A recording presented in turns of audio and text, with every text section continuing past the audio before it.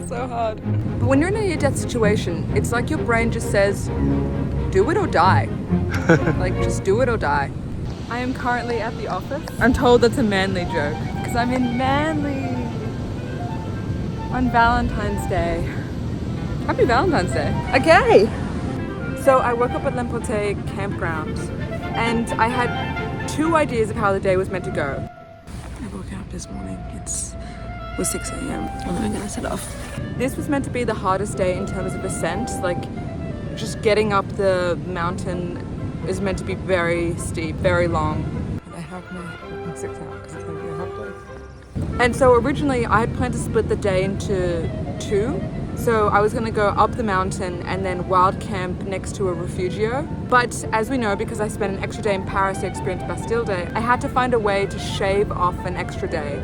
And talking to my English friend, he was planning to walk up the mountain and then do a brutal descent and land in a campground called Air de Naturale. If you're French, yep, feel free to correct me. So depending on how I felt, I would decide on the mountain whether I also wanted to go down. My legs and my arms are hurting. My muscles are strained. Things that I didn't even think would hurt started to hurt. And this was day 1, so I was already a bit scared about how I was gonna hold up for 8 more days. Hopefully I survive. We're off. This gorgeous thing. There's horses. And this beautiful view. I'm obsessed. This is a great way to wake up in the morning. Even though I'm really nervous, this is so special. I'm really glad to be here. Oh.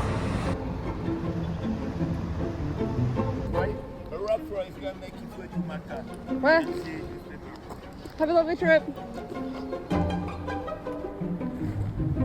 I said hello. I just met the European Forrest Gump. He was lovely. He's been walking since 2009. And he just stopped me. I said bonjour and he said, where are you from? And I was like, Australia. And he just gave me his life story. He was great. Feeling good. Slightly sweaty. Apologize for that. We stopped at the refugio that we thought the New York guy would be at, but he was gone. So I just assumed that I would never see that guy again. And then we started walking into this beautiful clearing, this like stretch of land that just made everything look like paradise. Or like Jurassic Park, or just, it was the most beautiful scene. And it was so perfect because it was just flat and we got to talk to people and it was just wonderful. So the English guy and I had been together at the campground and then we'd been, you know, walking together through the clearing in the morning and we just had the best chats. Like, he is so funny and he was like an older brother to me, and he wasn't as much giving me advice as he was like giving me wisdom. Gorgeous. We're going up there. The walk is rocky. And then we went on to meet our next major character, another man from America, but this time from Boston. But I have a new American friend and still with the British guy. But they're going ahead because they're fitter than I am. And he's a photographer who has a coaster business. And so he was taking photos of Mont Blanc so he could use them on his posters. And he had done Mont Blanc before, so he was an expert. He was like our guide. We did it. The top of the mountain. That was hard. I came from down in that valley. Now I'm walking. It is hard. I'll admit it. The ascensions are bitter. But then you have this beautiful descent, which I'm currently on. And I'm in love. This is great. I'm gonna catch up with my friends. Call up my mom. That's me. Fellas. By this time of the day, it had felt like we'd walked up 3 to 4 different mountains. Like, it was just constant uphill. And I was really struggling. And then we had a wonderful surprise. It's hot, isn't it? Yeah, I don't even think it's a twist. You're funny. Dude, hell yeah. Another picnic. Cheeses again. Oh, this is delicious. That's good. That's my mother.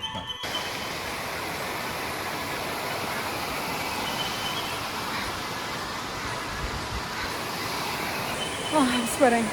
This is so hard. Putting the phone away because I'm crossing a river.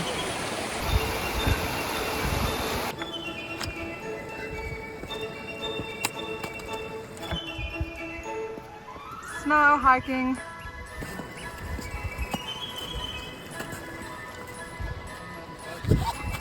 Oh, shit. Okay. That's why you need crampons.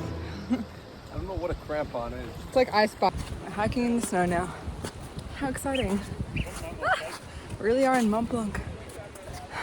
That's pretty sturdy. It's pretty sturdy. Little crevasses. Yeah.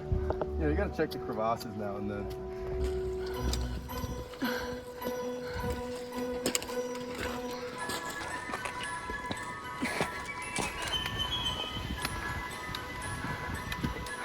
I'm definitely like not equipped enough. I'm exhausted. That's gorgeous. Oh gosh, yeah. That's gorgeous.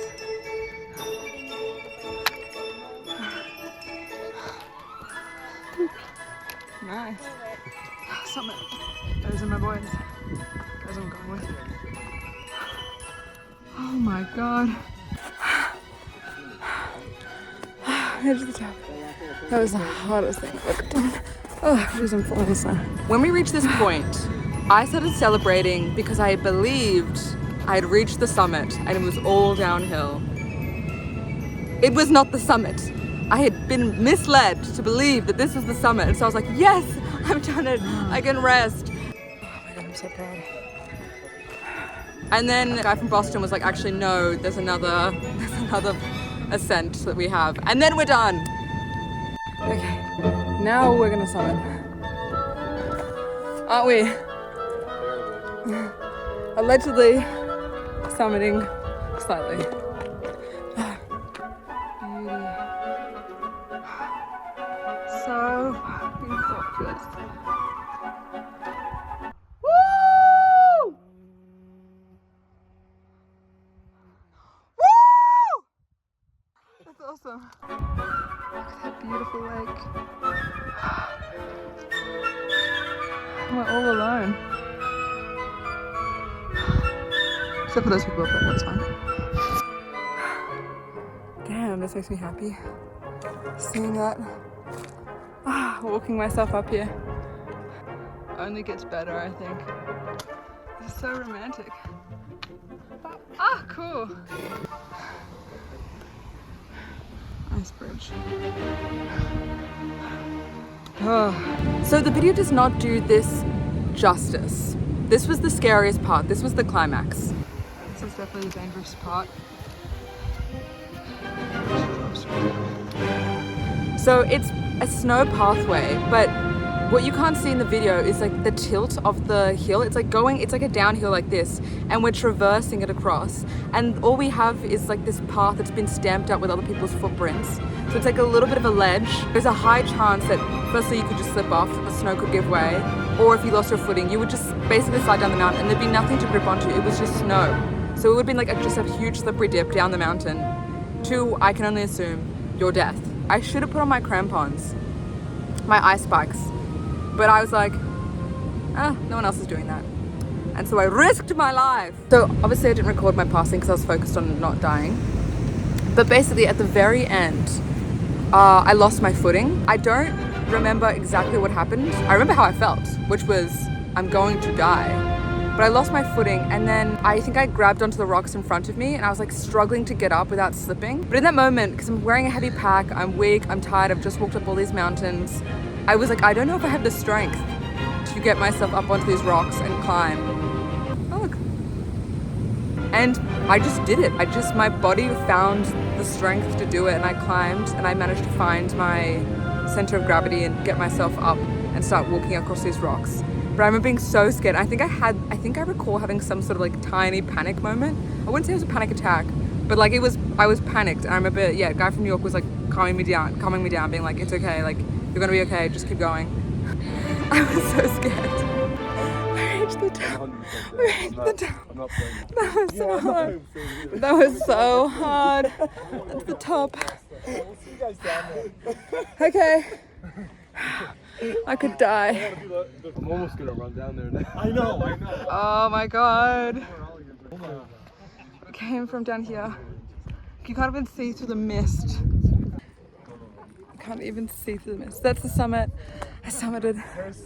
And like just down there or somewhere even deeper we came. We walked up all this past the ice bridge and almost fell and died. It was very scary. And we reconnected with the guy from Boston and the guy from England, and we're all up there celebrating. And the guy from Boston was like, the Refugio down there has the best pasta in the world. And so we all ran down to the Refugio to get this pasta for lunch. Peter got us paid for the pasta. It was so sweet. But this is where it gets strange. Oh my god, it's starting to rain. It is not starting to rain. Oh my god, it's starting to rain. Are you serious? Absolutely no one taking the ferry. Okay, focus. Our English friend at the summit was taking, 5 minutes for himself, and I was like, we'll meet you at the Refugio for the lunch thing. And so we go down the mountain without him. We eat the lunch. He still hasn't shown up. We're starting to be like, where is he? So we wait by the Refugio. We don't want to go back up the mountain. We're waiting down there for him. He still hasn't shown up. Okay, part 2 coming. Burst in, baby! There's a chance no one's gonna come because it's raining. We're waiting for him at the bottom of the mountain, but then he never appeared. And we're like, oh, he must have just gone down without us. And so we started going down the mountain. Or downhill from here. Got some Italian food. We've lost Ollie. But now we're gonna go down there. And I've got to say the descent, you think the descents are going to be great because the ascents are so awful, but the descents are just as bad, if not worse, because you've got all this weight on your knees and your pack is so heavy and so slippery. And so I stumbled a whole bunch, rolled my ankle a whole bunch. Shit, that was my fault.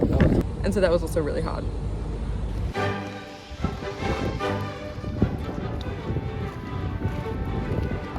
Stuck in the mud. Ooh. We're gonna make it. We're close into town now.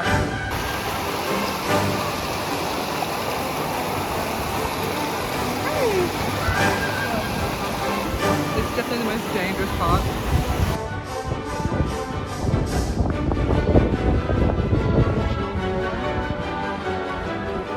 Is there anything else?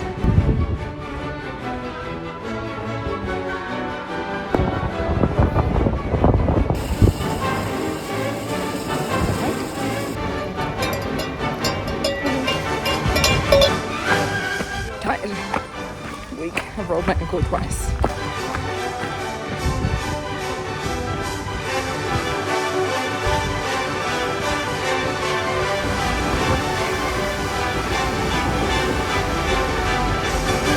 Okay, I'm back home on a different day. We got to the end of the mountain and we reunited with the Boston guy, and he was expecting the English guy to be with us and we were expecting the English guy to be with him, but we could not find the English guy. So the confusion was that we left him on the top of the mountain, had lunch. We expected that he must have gone down the mountain without us, but we reached the campground and he wasn't behind us and he wasn't in front of us because he wasn't at the campground. So we had absolutely no clue where he disappeared to. And we started asking people, like, have you seen some British guy? And we were describing him. No one had seen him. And we could not figure out where the hell he'd gone and how he'd disappeared, because if he was not behind and he was not in front, like, where could he have been? And eventually we started hypothesizing that 1, he could have quit somehow, 2, that he left the campground and went even further, or 3, he was purposely trying to, like, get rid of us and he was hiding. And we just assumed we'd find him the next day, but the mystery continued. This is here if you want. That was so hard. What a hard and rewarding day. I wouldn't trade it for anything. But it was like hard going up on your legs, and then it was hard going up on your knees, going down. Going hard going up on your knees. Thanks. This thing's gonna have a nasty head on it. I know, and that's why I'm gonna shame you as well. That's. I have a little picnic in the most beautiful place in the world. And also, yes, I'm wearing a dress, a black dress, even though it's the morning on Friday. And that's because I crashed at a friend's place last night.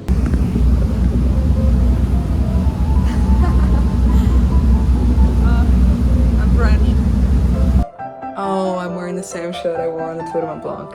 I don't know how to feel about that. It's because I played sport today, that's why. No, fuck this, we're just doing it.